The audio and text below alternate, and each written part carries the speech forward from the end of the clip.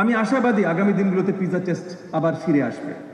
আমি দায়িত্ব নিয়ে বলতে পারছি না, কারণ দ্যাটস ফর 15-year-olds, আমি প্রাইমারির দায়িত্বে আছি। তবে আমরা চাইব, বিকজ আমরা শুধু করতে চাই না, আমরা জানতে চাই করার সময় যে আমরা যেটা করছি সেটা আসলে সঠিক ফলপ্রসূ হচ্ছে কিনা, এবং ফলপ্রসূ হচ্ছে কিনা যদি জানতে হয় তাহলে সবার পর্যবেক্ষণের জন্য আসলে খুলে দিতে হবে। আমরা যদি পর্যবেক্ষণের জন্য খুলে না দিই তাহলে ফলপ্রসূ আমরা বলবো আসলে কি হচ্ছে, সঠিক চিত্রটা আমরা কখনো পাবো না। আমাদেরকে জনগণ ওই জায়গাটা দিয়েছে, ওই আস্থাটা রেখে যে আমরা তাদের জন্য কাজ করি। আমাদের সরকার আপনাদের জন্য কাজ করতে এসেছে, আমাদের জানা দরকার, আমাদের জানাবে। আপনাদের জানানোর পথটা কখনো আমরা বন্ধ করে দেব না এবং বন্ধ করতে চাই না।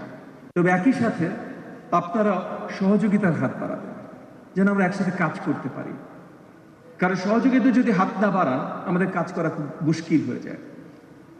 অনেক সময় মনে হয় যে আমরা যারা সরকারের দায়িত্বে আছি তারা অনেক ধরনের পক্ষপাতিত্ব করছি, কারণ আমার কাছে আমার দিনে কয়েক ঘন্টাই বা আছে, 6-7 ঘন্টা তো ভাই ঘুমাতে হয় আর অন্য কিছু হয়, বাকি হয়তো 10-15 ঘন্টা ম্যাক্সিমাম আমরা কাজ করার সুযোগ পাই। তো প্রতিদিন এই 10-15 ঘন্টার ভিতরে 7-8 ঘন্টা থাকে সকলের রিকোয়েস্ট, কি দরকার, কি প্রয়োজন, এবং প্রয়োজনগুলো অনেক সময় হয় যে আমরা ফেয়ার চাই, আমরা ন্যায্য চাই, আমরা বৈষম্য দূর করতে চাই, কিন্তু আমরা রিকোয়েস্ট করার সময় এই জিনিসটা মনে রাখি না। একটা যে কোনো বড় স্কুলের নাম যদি নেই, আমি প্রত্যেক দিন in the tens or hundreds request পাই কারোর সন্তান ওই বড় স্কুলের ভর্তি পরীক্ষার সুযোগ পাইনি কিন্তু ঢুকিয়ে দিতে হবে। আমি প্রত্যেক দিন শত শত ইফনাট হাজার হাজার টিচারদের রিকোয়েস্ট পাই, তারা জেনে শুনে চাকরিতে এসেছিলেন যে তাদের বিভিন্ন জায়গায় নিয়োগ দেওয়া হবে, কিন্তু তারা ওই জায়গায় তারা থাকতে চান না, তারা শহরে আসতে চান বা তাদের পছন্দের একটা জায়গায় যেতে চান।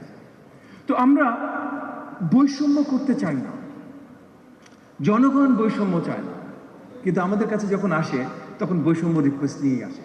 তো ওই জায়গাটা থেকে আমি চাইবো আপনারাও সকলে সচেতন হন।